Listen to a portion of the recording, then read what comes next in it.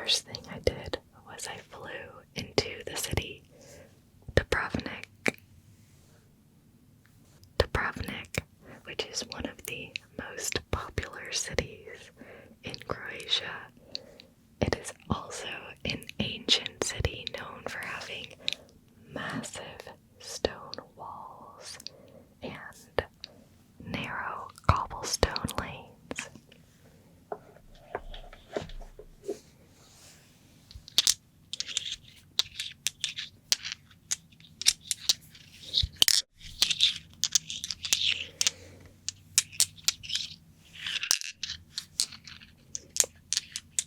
I would avoid wearing heels as you walk around the city.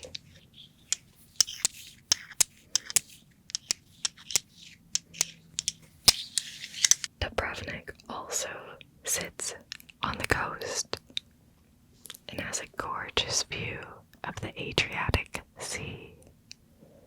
Adriatic Sea.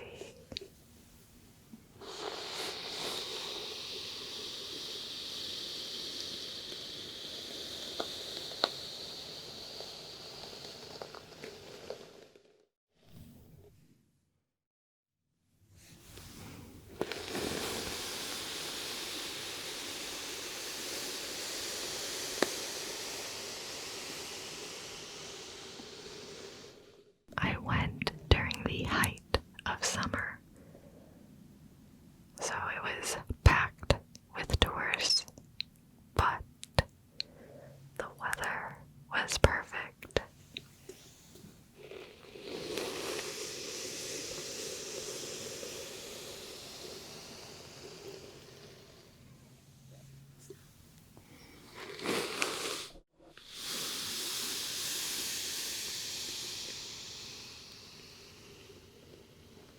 I made sure to show up prepared.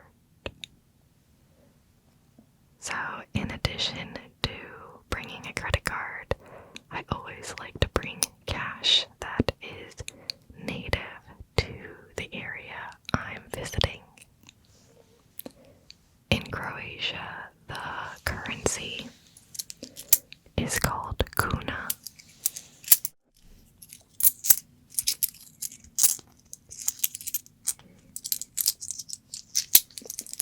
Kuna.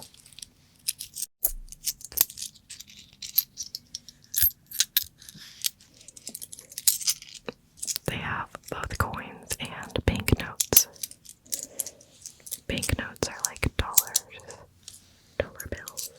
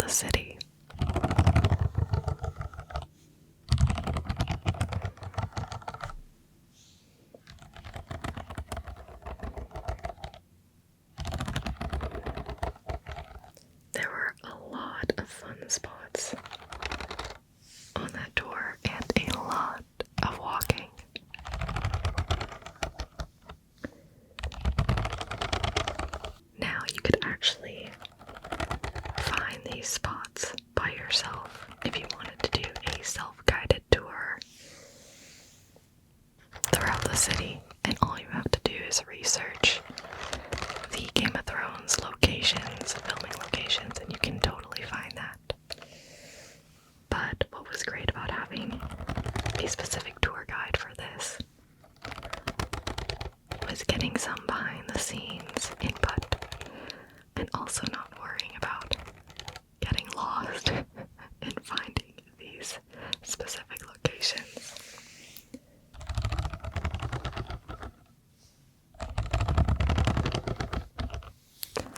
One of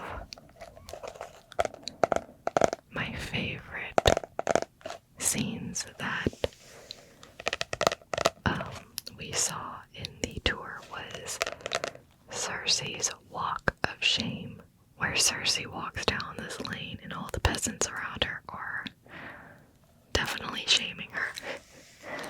But when we went to the spot where that was filmed, there are actually tons of cafes and shops in that section. So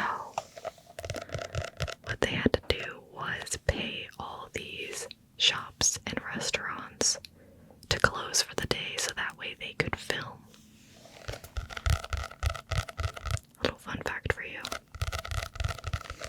I mean, if I was a shopkeeper, I'd be like, hey, yeah, that'd be great to pay me not to work today.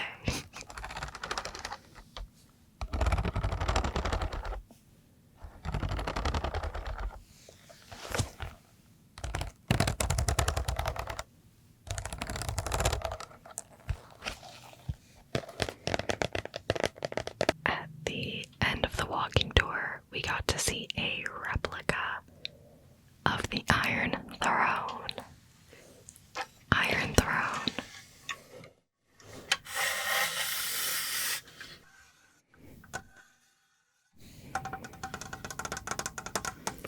And people got to sit on the replica and take photos.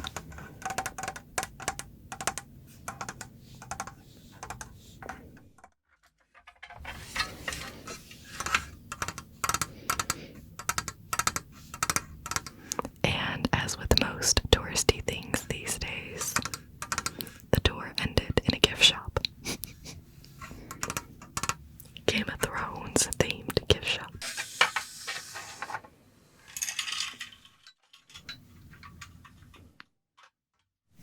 Just gonna put this sword away now. That night, I went to a restaurant and tried a seafood platter. A seafood platter which had calamari, salted sardines, and other shellfish. Now, there were hardly any spots available to sit except for a tiny, tiny spot in this communal table that was shared among others. A wooden communal table. So you could say that we were, in fact, packed in there like sardines.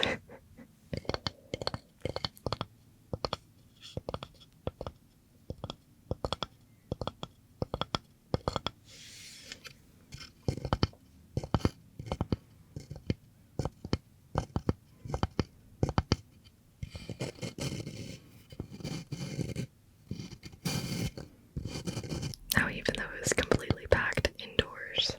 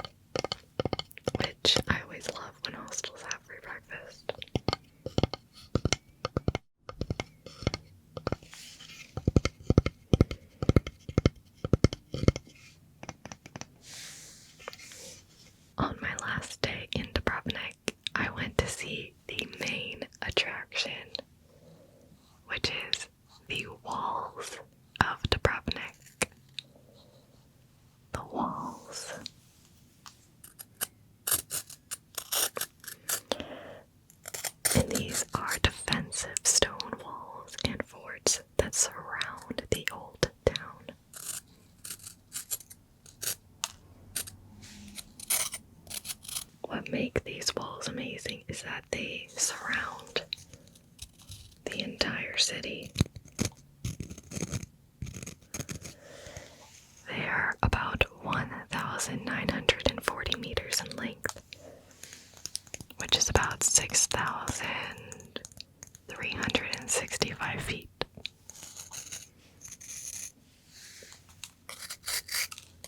And you actually get to walk within the walls of the city.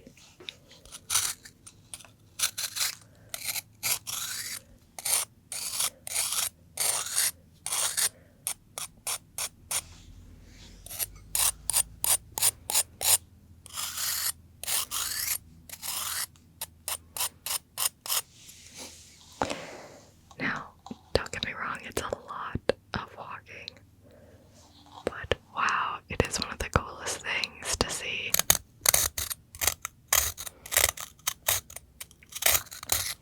It is a lot of walking, but it is one of the coolest things to see.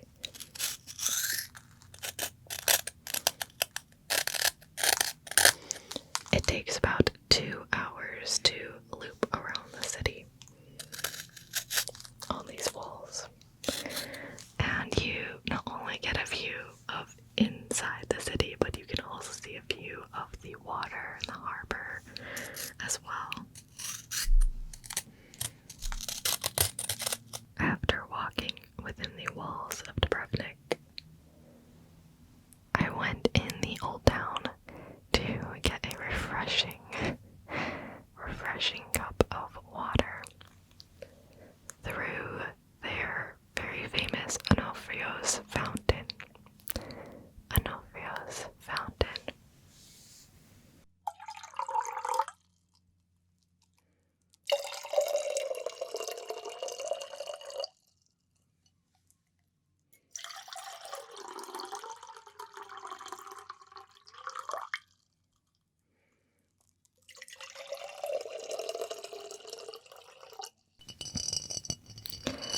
It's a 16-sided circular fountain.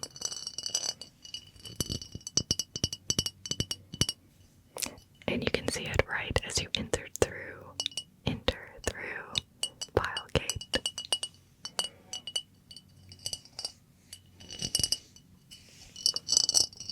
What makes this fountain super unique is that it has faces carved out of stone. And on each side of the fountain, it's a different face. The water is fresh. It's safe. And free refills all day.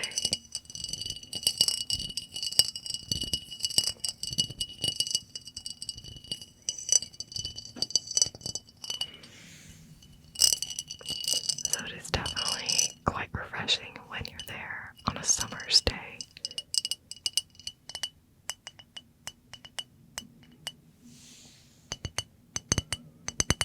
The last thing I did in the city was go to a cliffside bar where you could just overlook the sea. It was very relaxing.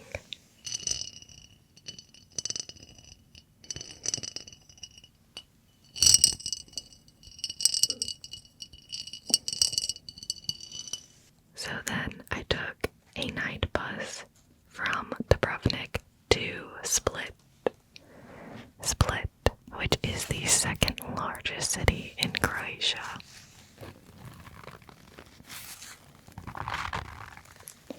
The drive was very long. I think more than 5 hours. And it ran long because the bus arrived late and spent longer than normal at each stop on the way there. It was also not comfortable enough to sleep on the bus, unfortunately. By the time I arrived to Split, it was so late that I was afraid I wouldn't be able to find a taxi to get to my Airbnb.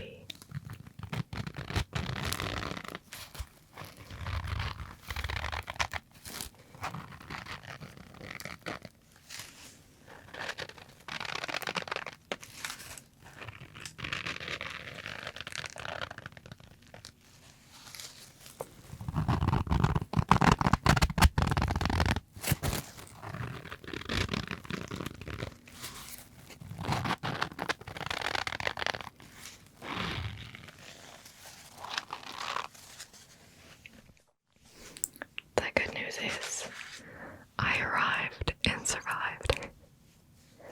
So the next day, I celebrated with a banana split ice cream. I mean, what better flavor can you choose to get in split than banana split?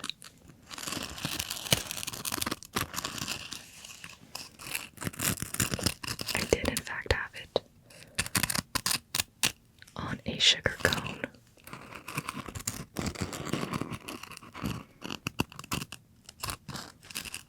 I love sugar cone because it's very sweet.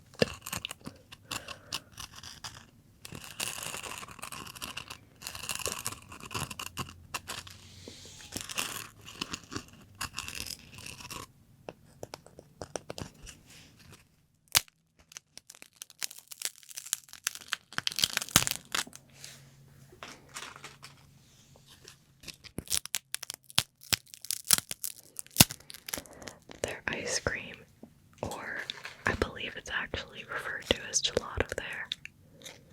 It's so good. Super creamy, of course, as well.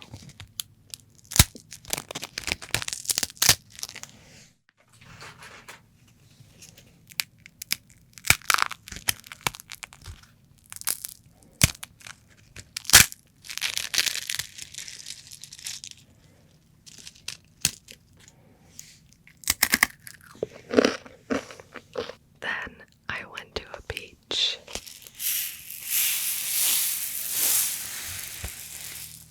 Which, as you can imagine, was very nice.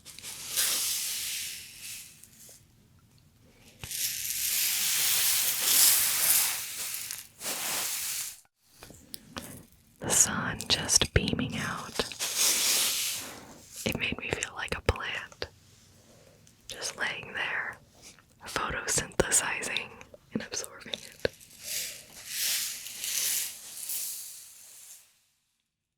The only downside was that the beach I went to had a pebble flooring instead of sand. So it was a bit painful to walk on with your feet. Unless you're into that sort of thing, I would recommend bringing water shoes. Water shoes. They're like shoes, but for the water and the sand. Then I went to the Diocletian's palace.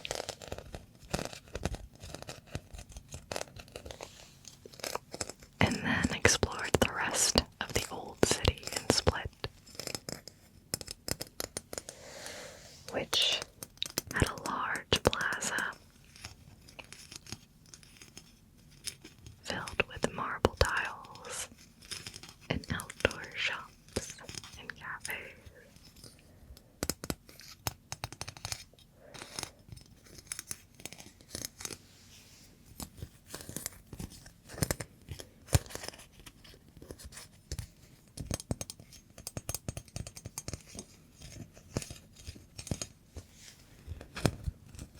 And that is actually where I found this one store.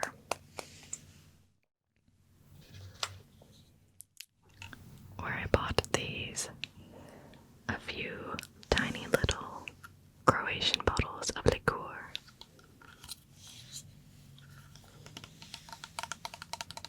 This is actually one of the bottles that I bought in Croatia.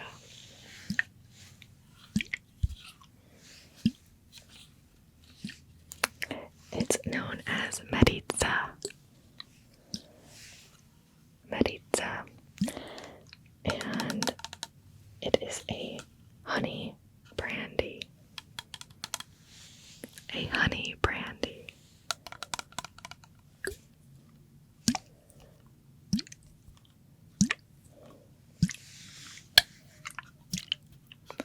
Even all the ingredients on this bottle are written in Croatian.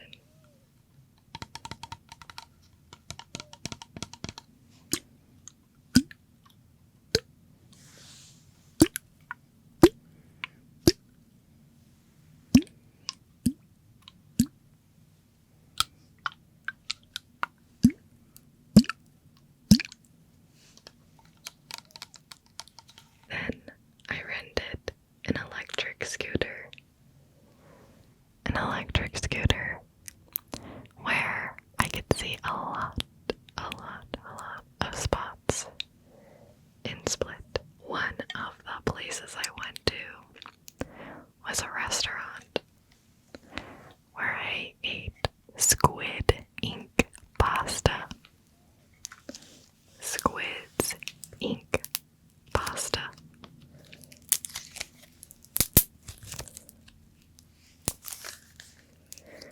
Now, the pasta was black because of the ink sauce, but let me tell you, it was so delicious and is also a popular dish there,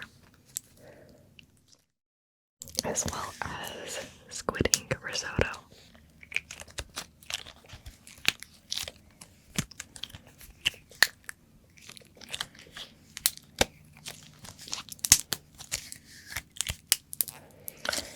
I would definitely recommend trying it.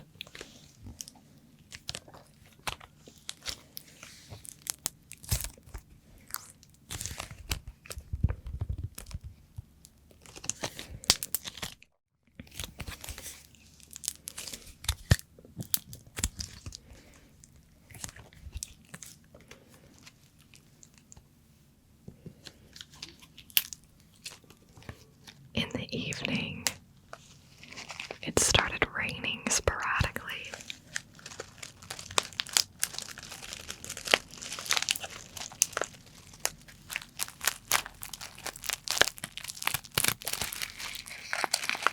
Which made it a little more nerve-wracking to ride a scooter in that rain.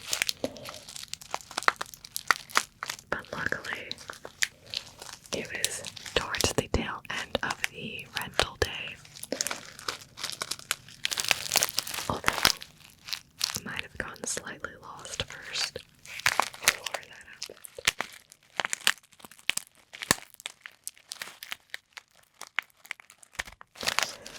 All in all, I made it back safe.